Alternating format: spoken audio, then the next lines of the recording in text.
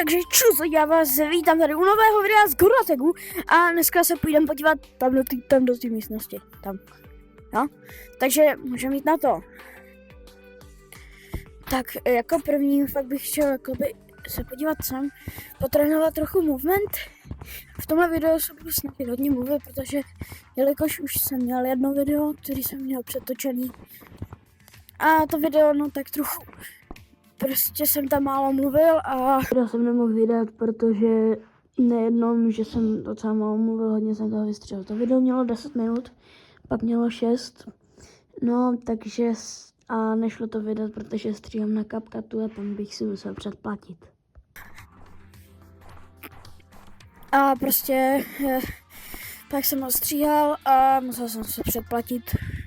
Takže jsem ho ani nedostříhal a šel jsem dělat a jdu dělat teďka tady tohle místo. Doufám, že se vám tohle video bude líbit. Užijte si ho. No, doufám, že se vám bude líbit. No, je to moje první video na kanále. Bože. A taky nemám moc dobrý movement. Nevím proč. A tak tady je tma. Kamo, to nechci, aby tady byla tma. No, každopádně tohle to má být takový vyčlený videjko. Hlavně protože no.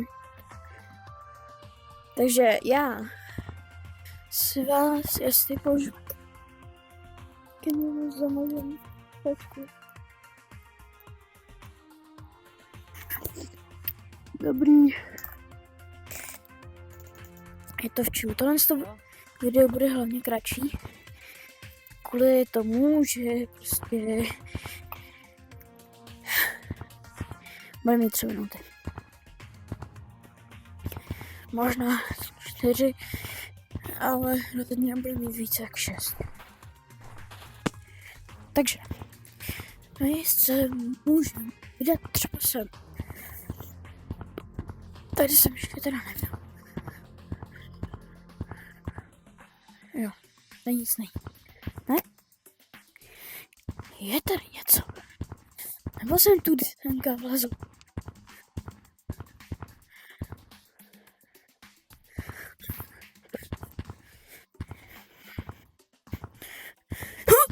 Kámo.